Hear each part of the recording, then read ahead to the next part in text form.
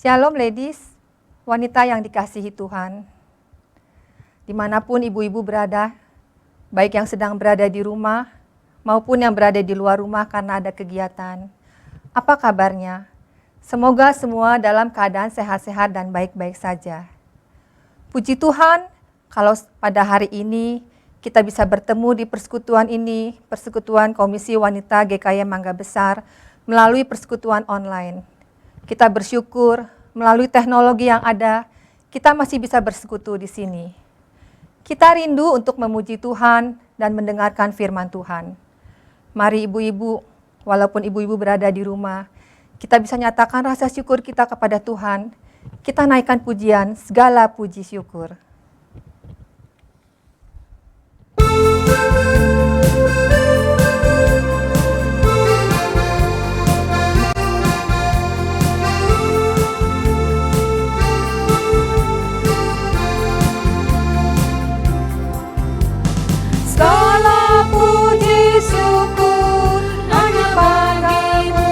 Tuhan, sebab Kau yang layak dipuja. Kami mau bersorak, tinggikan nama-Mu. Haleluya.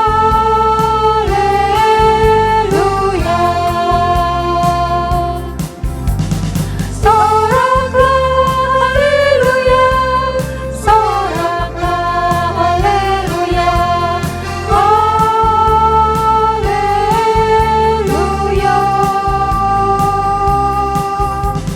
Soraklah haleluya, soraklah haleluya, haleluya.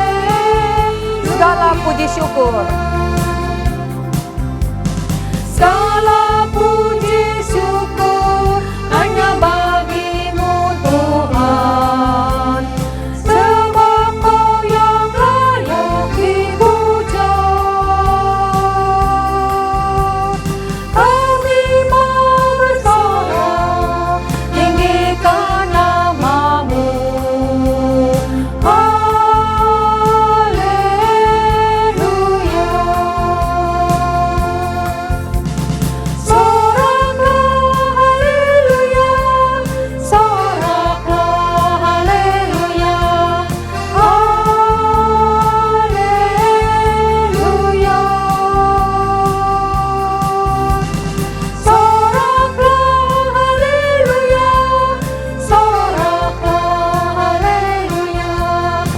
Kita nyatakan sekali lagi, soraklah haleluya.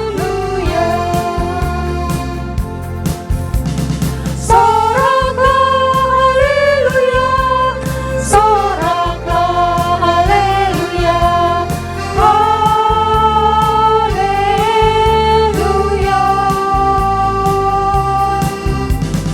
Soraklah haleluya, soraklah haleluya, haleluya.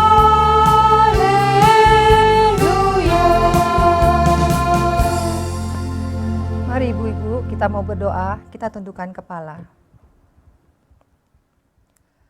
Bapa di surga, kami bersyukur dan berterima kasih untuk anugerah yang Tuhan telah berikan kepada kami sampai hari ini.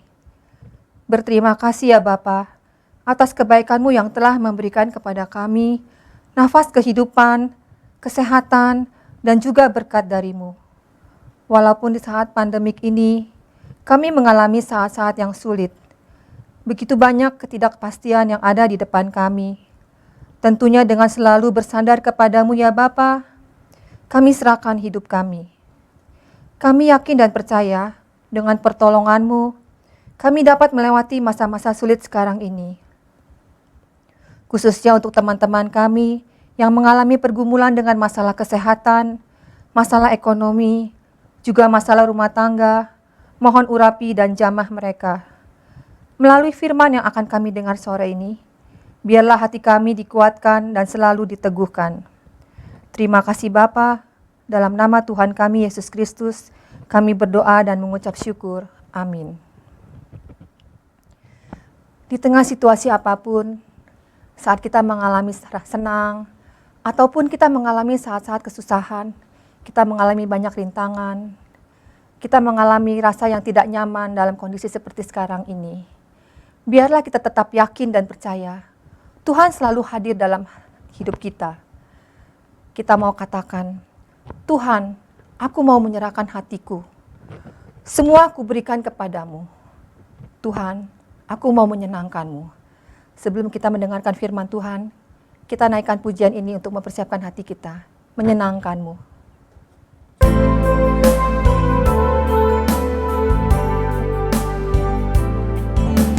Tuhan, ku mau menyenangkan-Mu. Tuhan, bentuklah hati ini jadi bejana untuk hormat-Mu. Cemerlang bagai emas murni. Tuhan, ku serahkan hatiku. Semua ku berikan padamu. Kuduskan hingga dulu selalu, agar aku menyenangkan-Mu. Menyenangkan-Mu, senangkan-Mu, hanya itu kerinduanku. Menyenangkan-Mu, senangkan hatimu, hanya itu kerinduanku. Tuhan, ku mau menyenangkan-Mu. Tuhan, ku mau menyenangkan-Mu. Tuhan, bentuklah hati ini jadi bejana untuk hormat-Mu. Cemerlang bagai emas murni. Tuhan, ku serahkan hatiku. Semua ku berikan padamu. Kuduskan hingga dulu selalu, agar aku Menyenangkan-Mu.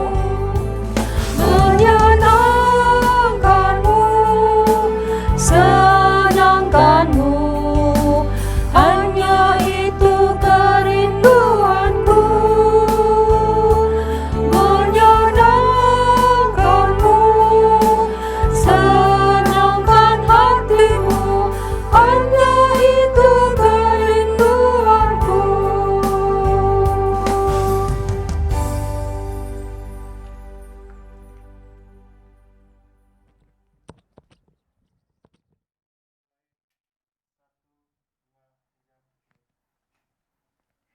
Shalom ladies, senang sekali hari ini dalam anugerah Tuhan kita kembali dipertemukan dalam persekutuan wanita GKY Mangga Besar. Berharap bahwa ibu-ibu tetap semangat, tetap sukacita, dan damai sejahtera selalu ada di hati kita. Karena kita percaya Tuhan selalu menyertai kita. Nah ibu-ibu sekalian, kita bersyukur bahwa kita boleh memuji Tuhan. Sekarang kita akan mendengarkan firman Tuhan, biarlah kita tetap fokus, konsentrasi untuk mendengar suara Tuhan. Mari bersama-sama kita berdoa memohon pimpinan Tuhan. Bapa di dalam surga, kami bersyukur kepadamu Tuhan. Kami masih bisa bersama-sama bernyanyi. Kami boleh memuji Tuhan. Terima kasih ya Tuhan, dengan saudara-saudara kami seiman. Kami bersama-sama mengikuti persekutuan wanita pada hari ini. Biarlah Tuhan sendiri yang memimpin seluruh persekutuan wanita ini Tuhan, bahkan sampai akhirnya nanti. Dan sekarang saatnya kami akan merenungkan firman Tuhan. Tuhan, biarlah Engkau siapkan hati kami, Roh Kudus-Mu menguasai hati kami, pikiran kami, sehingga seluruhnya Tuhan boleh terfokus untuk belajar firman Tuhan. Terima kasih Tuhan, terpujilah Engkau. Di dalam nama Tuhan Yesus kami bersyukur dan berdoa. Amin. Nah, ibu-ibu sekalian, mari kita membuka Alkitab kita yang hari ini terambil dari Kisah Para Rasul. Kisah Para Rasul ayat 9. Kita akan membaca ayat 36, Ibu-ibu ya. Kisah Para Rasul pasal 9 ayat 36. Saya baca ayat 37 juga ya, Ibu-ibu ya. Baik, demikian bunyi firman Tuhan. Di Yope ada seorang murid perempuan bernama Tabita, dalam bahasa Yunani Dorcas. Perempuan itu banyak sekali berbuat baik dan memberi sedekah. Tetapi pada waktu itu ia sakit lalu meninggal. Dan setelah dimandikan, mayatnya dibaringkan di ruang atas. Sampai di sini dulu. Wanita-wanita yang dikasihi Tuhan. Kita membaca firman Tuhan. Nanti kita akan melihat ayat-ayat selanjutnya ya. Nah, ibu-ibu sekalian, dikatakan di dalam ayat yang ke-36. Di suatu daerah yang bernama Yope. Ada seorang wanita yang cukup dikenal pada waktu itu. Dia adalah seorang murid Tuhan juga yang bernama Tabita. Katakan kalau dalam bahasa Yunani, orang-orang memanggil dia dengan nama Dorcas. Ibu-ibu, apa menariknya seorang wanita yang bernama Tabita ini? Apa hebatnya dia? Apa kelebihannya, ibu-ibu? Nah, kalau kita membaca di kalimat selanjutnya, ini dia yang menarik, ibu-ibu. Yang mungkin luar biasa dari wanita ini. Dikatakan demikian, perempuan itu banyak sekali berbuat baik dan memberi sedekah. Nah ini ibu-ibu yang membedakan perempuan ini, Tabita ini dari kebanyakan perempuan yang lain. Karena dia disebut sebagai seorang yang banyak sekali. Ibu-ibu perhatikan ya kata-katanya. Perempuan itu udah banyak dikatakan dengan satu kalimat tambahan. Banyak sekali ibu-ibu. Banyak sekali itu artinya tidak sedikit bukan? Banyak sekali berbuat baik. Di dalam bahasa Inggris dikatakan full of good works. Full of good works. Ya, full ibu-ibu ya. Banyak sekali berbuat baik. Ibu-ibu di sini menariknya Tabita ini. Dia bukan hanya seorang perempuan yang biasa-biasa saja, tetapi Alkitab dengan jelas menyebutnya. Dia seorang perempuan yang banyak sekali berbuat baik. Bukan hanya berbuat baik, tetapi juga memberi sedekah, ibu-ibu. Memberi bantuan kepada orang-orang lain yang membutuhkan. Siapa itu ibu-ibu? Dikatakan kalau ibu-ibu baca nanti di ayatnya yang ke-39, itu dikatakan ada banyak sekali para janda di situ disebutkan. Yang menangis karena dikatakan Dorcas ini atau Tabita ini meninggal. Ibu-ibu sangat disayangkan bukan? Seorang yang baik meninggal. Ibu-ibu kalau kita perhatikan di masyarakat kita umumnya ya. Banyak sekali ibu-ibu komentar-komentar kalau seseorang yang begitu baik. Seseorang yang memberi banyak sedekah kepada orang lain yang murah hati. Lalu kemudian tiba-tiba karena sakit dia meninggal. Banyak sekali bukan orang yang menyayangkan. Aduh dia baik begitu ya, kok cepat sekali meninggal. Oh dia banyak sekali berbuat sedekah, kok cepat sekali ya dipanggil Tuhan dan lain sebagainya. Nah ibu-ibu, lain halnya kalau kita mendengar orang yang jahat gitu ya, orang yang egois, orang yang suka marah, orang yang tidak bersahabat dengan orang lain. Mungkin kita mengatakan bahkan orang yang masih sehat saja ada begitu banyak komentar-komentar, biarinlah gitu ya, mudah-mudahan hidupnya pendek gitu ya. Oh saudara, kalau kita adalah orang-orang Kristen tidak boleh berkata seperti itu ya, karena semua itu ada di tangan Tuhan ya, baik atau buruknya manusia.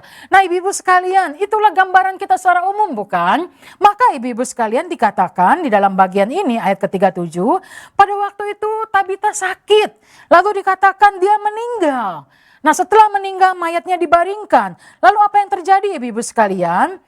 Orang-orang mendengar bahwa salah seorang murid Tuhan yang bernama Petrus ada di sekitar daerah situ. Dikatakan di dalam ayat ke-38 ya. Petrus ada di suatu daerah yang bernama Lida. Kemudian saudara dikatakan beberapa orang ini menyuruh 2 orang untuk memanggil Petrus. Lalu kemudian Petrus datang. Dikatakan ayat ke-39 ibu-ibu saya bacakan. Maka berkemaslah Petrus dan berangkat bersama-sama dengan mereka. Setelah sampai di sana ia dibawa ke ruang atas. Dan semua janda, ini perhatikan ibu-ibu, dan semua janda datang berdiri dekatnya dan sambil menangis mereka menunjukkan kepadanya semua baju dan pakaian yang dibuat Dorcas waktu ia masih hidup. Saudara, ini yang dikerjakan Dorcas, Tabita pada waktu dia hidup. Kepada siapa dia berbuat demikian? Dikatakan di dalam ayat yang tadi kita baca, kepada janda-janda. Saudara, siapa janda itu? Janda adalah seorang yang sudah ditinggalkan oleh para suami. Ya, bukan hanya itu saudara, kalau saudara bandingkan di dalam 1 Timotius pasal 5 ayat 1 sampai 16, nah di dalam bagian itu, di dalam bagian firman Tuhan itu, ada beberapa ayat yang kemudian mengungkapkan siapa janda itu sesungguhnya. Dia adalah seorang yang sebatang kara karena ditinggalkan oleh suami yang meninggal.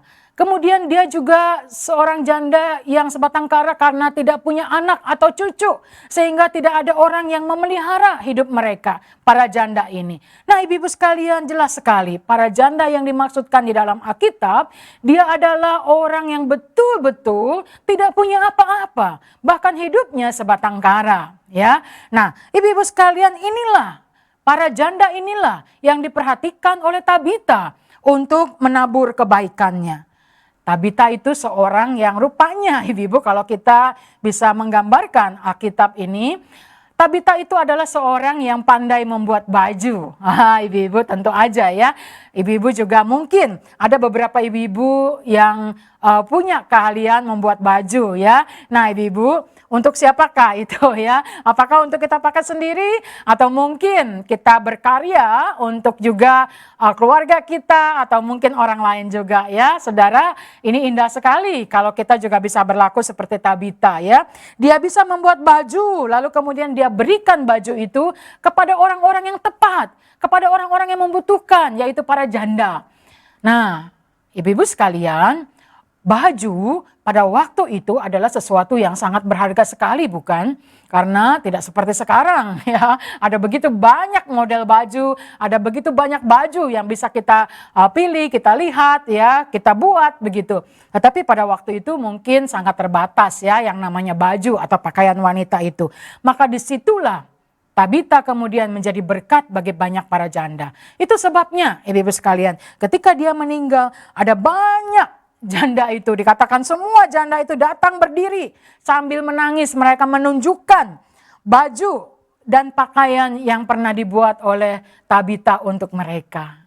Ini merupakan satu kenangan buat Tabita. Tetapi ibu sekalian bersyukur ya, bersyukur bahwa kuasa Tuhan bekerja atas diri seorang murid yang bernama Petrus. Kuasa itu bekerja, kemudian dikatakan ayat yang ke-40, Petrus menyuruh mereka semua keluar. Lalu dikatakan ia berlutut dan berdoa. Kemudian ia berpaling kepada mayat itu dan berkata, Tabita bangkitlah. Lalu Tabita membuka matanya dan ketika melihat Petrus ia bangun lalu duduk. Saudara bisa gambarkan bukan bagaimana perasaan para janda itu. Bagaimana perasaan orang-orang di sekitar situ yang menyaksikan kuasa Tuhan bekerja. Mujizat Tuhan terjadi pada waktu itu. Tabita bangun, dia lalu duduk. Saudara, luar biasa.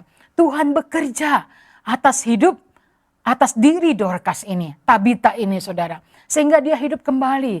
Mungkin saja saudara, Tuhan menginginkan Dorcas atau Tabita ini untuk lebih banyak lagi menjadi berkat bagi banyak orang. Untuk lebih banyak lagi memberi sedekah bagi banyak orang. Tuhan memberikan kesempatan kepada Tabita saat itu untuk terus berbuat baik. Semakin banyak berbuat baik. Oh saudara, ini satu hal yang indah. Ketika Tuhan memberikan kesempatan kepada kita, seperti Tabita ini, untuk berbuat baik kepada orang. Untuk memberi sedekah kepada orang lain dengan tulus hati. Bukan karena kita ingin mencari nama saudara. Ya, itu secara otomatis saudara. Orang akan melihat bagaimana perbuatan kita. Wanita-wanita Kristen yang murah hati kepada orang lain yang membutuhkan.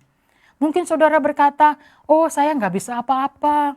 Saya ini nggak punya keahlian apa-apa. Ingat ibu-ibu, Tuhan memberikan kita talenta. Tuhan memberikan kita kemampuan. Alkitab mengatakan meskipun hanya satu begitu ya saudara, kita harus kembangkan itu saudara, kembangkan itu. Sehingga kemudian talenta yang satu itu bukan hanya menyenangkan hati Tuhan, tetapi juga menjadi berkat bagi banyak orang. Kita berkarya. Mungkin saat ini kita berkata, oh di masa-masa sulit ini, di masa-masa pandemi ini, justru saya juga ingin diperhatikan oleh orang lain ya. Saya juga ingin gitu ya, ada orang lain yang bermurah hati menolong saya. Saudara, sampai kapanpun kalau kita punya hati dan pikiran yang seperti itu, kita tidak akan menjadi berkat buat orang lain ya. Ibu-ibu sekalian, biarlah dalam keadaan yang bagaimanapun ya, dalam keadaan yang kita bersyukur, kita memang masih bisa memberi kepada orang lain. Tetapi apakah di saat-saat sulit kita masih berpikir bahwa adakah di dalam diri saya ini yang bisa saya karyakan untuk berbuat baik kepada orang lain ya, menjadi berkat buat orang lain. Saudara, saya rasa ada ya, banyak sekali kalau kita mau saudara, kalau kita mau diberikan kesempatan itu oleh Tuhan untuk berkarya, untuk menjadi berkat, ya berbuat baik kepada orang lain, tentu bisa ibu-ibu sekalian ya. Nah ibu-ibu, biarlah hari ini kita belajar dari firman Tuhan yang mengisahkan tentang seorang perempuan yang bernama Tabita.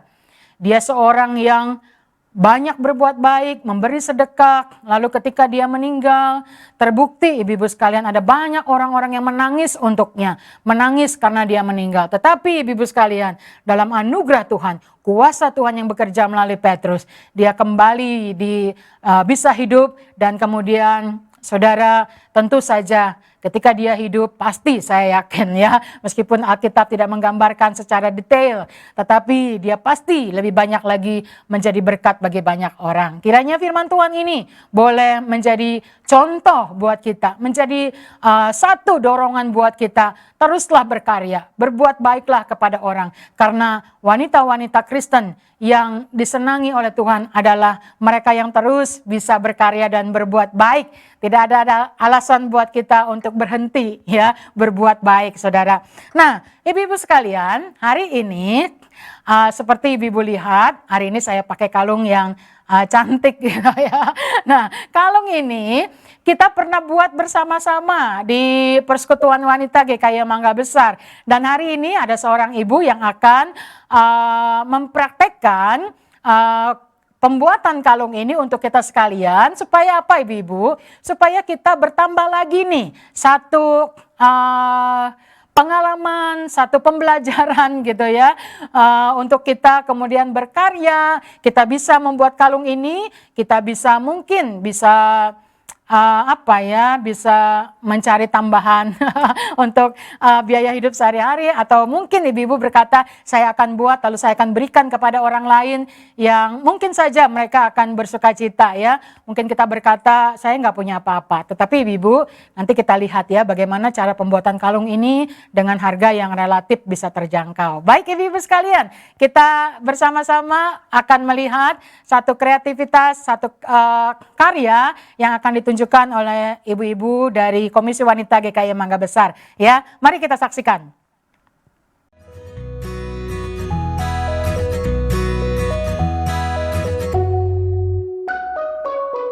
Ya ibu-ibu, sekarang saya sudah bersama dengan Ibu Yeyen namanya. Shalom ladies. Ini ya, Ibu Yeyen nanti yang akan mempraktekkan bagaimana cara membuat kalung yang kita pakai bertiga ini ya.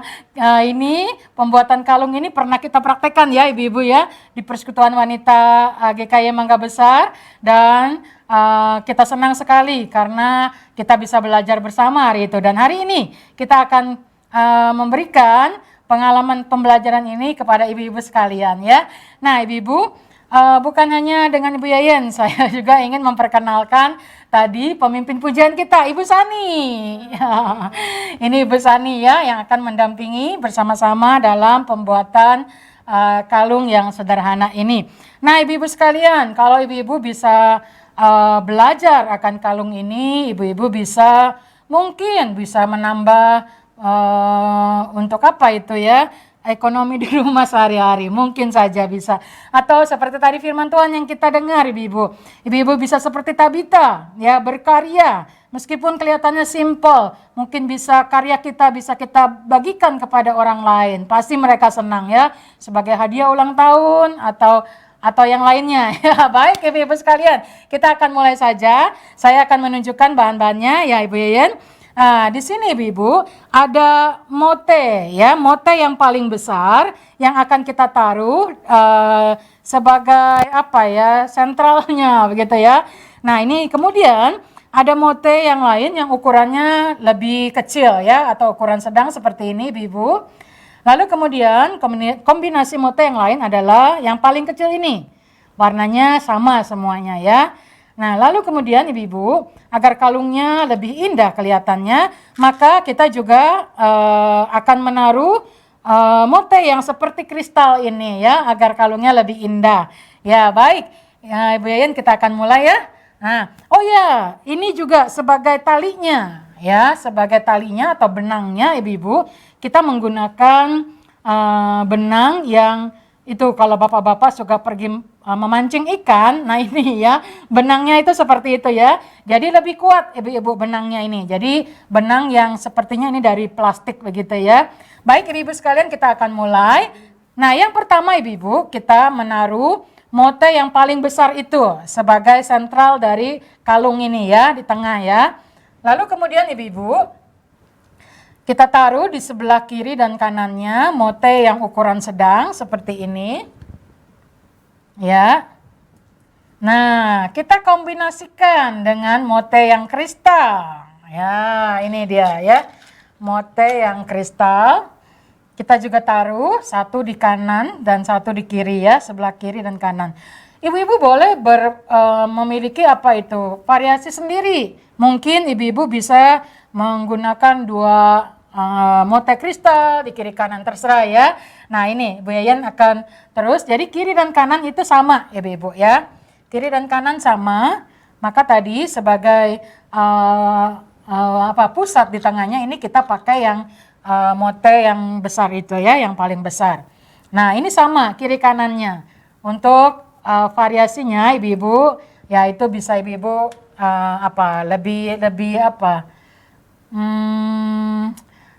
mungkin lebih bagus lagi ya membuatnya ya, sesuai dengan variasi ibu-ibu ya, senangnya seperti apa. Warnanya pun ibu-ibu bisa diganti dengan warna lain ya, itu sesuai dengan warna yang kita suka begitu.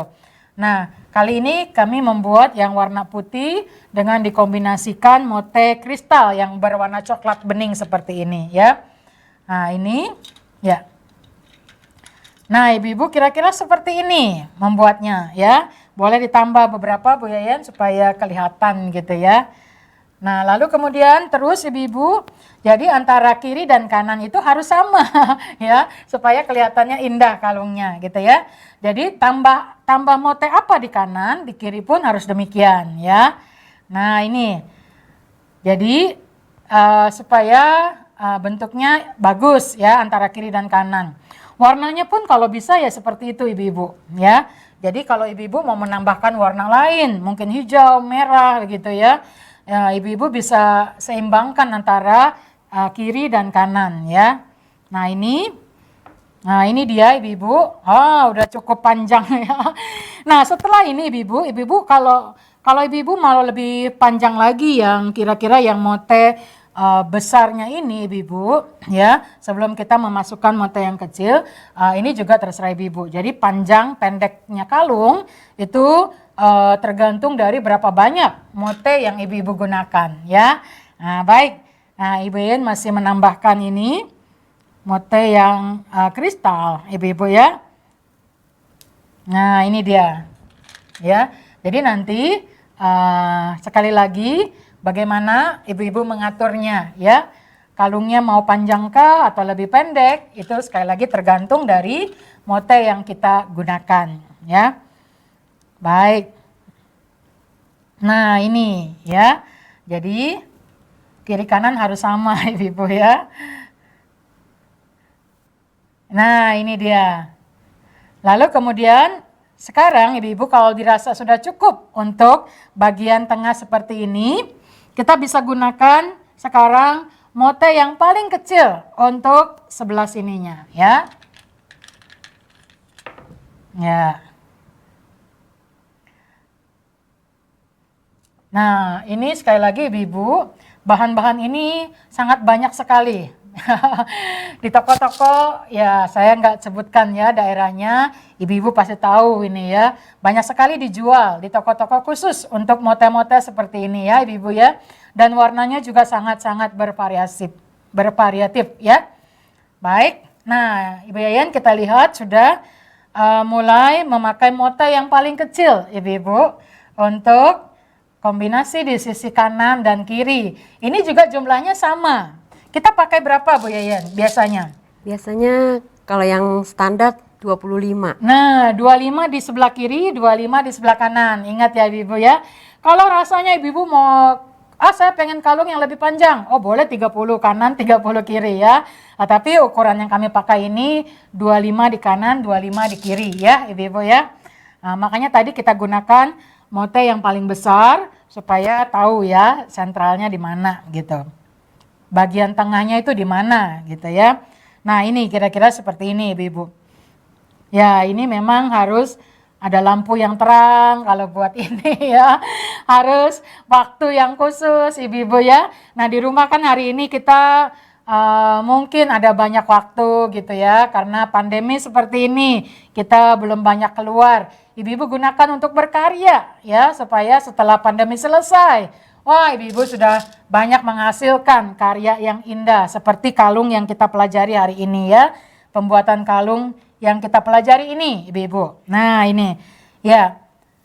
Setelah selesai Bu Yayan, ini mungkin nggak usah di ini ya, nggak usah di apa? Apa itu benangnya tidak usah dipotong nanti ibu-ibu ya kita lihat. Nah kira-kira seperti ini ibu-ibu. Kalau rasa ibu-ibu sudah memasukkan mote yang kecil itu 25 di kanan, 25 di kiri. Hasilnya mungkin seperti ini ya Bu Yayan ya. Yeah. Ini hasilnya ibu-ibu. Nah kira-kira hasilnya seperti ini. Setelah selesai kita boleh ikat. Ini boleh ikat sekali lagi Bu Yayan. Coba. Ya diikat sekali lagi. Ikatnya simpel aja. Ikatnya begini nih. Lihat ya. Nah ibu-ibu. Nah ikatnya seperti ini aja. Ya boleh 1 kali, 2 kali atau 3 kali supaya lebih kuat. Nah ikatnya begini ya setelah kita buat yang tadi ini. Nah hasilnya setelah jadi seperti ini lalu kita ikat. Nah setelah jadi ibu-ibu jangan digunting atau jangan dipotong sisa benangnya. Tetapi supaya lebih kuat ibu-ibu bisa masukkan benang itu ke dalam mote-mote yang kecil tadi ya seperti ini. Ya di sini. Nah begitu ibu-ibu. Kelihatan? Apakah kelihatan ibu-ibu? Jadi ya, jadi dimasukkan ke mote yang paling kecil itu, ya terus sampai benangnya ini habis gitu ya. Nah ini melatih kesabaran ibu-ibu, melatih kesabaran kita ya, namanya kita berkarya ya gitu ya. Nah terus dimasukkan, demikian juga dengan yang sebelah satunya ya. Sisi satunya juga boleh kita masukkan seperti ini ya. Nah seperti ini. Nah, kelihatan di kamera? Ya, mudah-mudahan kelihatan ya. Nah, seperti ini kita masukkan terus saja ke mote-mote yang kecil sampai benang itu pendek dan sudah tidak bisa lagi gitu ya dimasukkan, baru boleh kita potong supaya ibu-ibu sisi kanan dan kiri itu tetap kuat begitu ya. Nah, ibu-ibu sekalian, inilah ya kreasi yang bisa kita tampilkan untuk ibu-ibu sekalian. Bagaimana ibu-ibu? Pasti ibu-ibu wah suka sekali ya.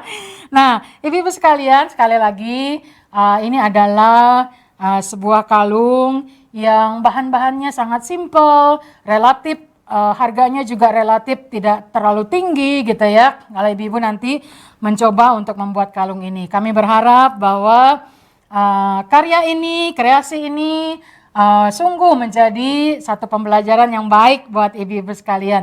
Kami senang kalau ibu-ibu tetap mengikuti Persekutuan Wanita GKY Mangga Besar supaya kita boleh terus bersama-sama belajar ibu-ibu ya, karena ada banyak kesempatan untuk kita bisa belajar. Baik ibu-ibu sekalian, kalau nanti ibu-ibu rasa ingin bertanya kepada kami, boleh menghubungi kami, para pengurus Komisi Wanita GKY Mangga Besar, ya ibu-ibu sekalian. Baik, rasanya sampai di sini perjumpaan kita Bu Yen dan Bu Sani. Kita akan ketemu lagi pada minggu-minggu selanjutnya. Kiranya ibu-ibu senantiasa bisa terus menggunakan kesempatan untuk berkarya dalam hidup kita, ya ibu-ibu sekalian. Kiranya Tuhan memberkati ibu-ibu sekalian dimanapun berada. Sampai ketemu semuanya.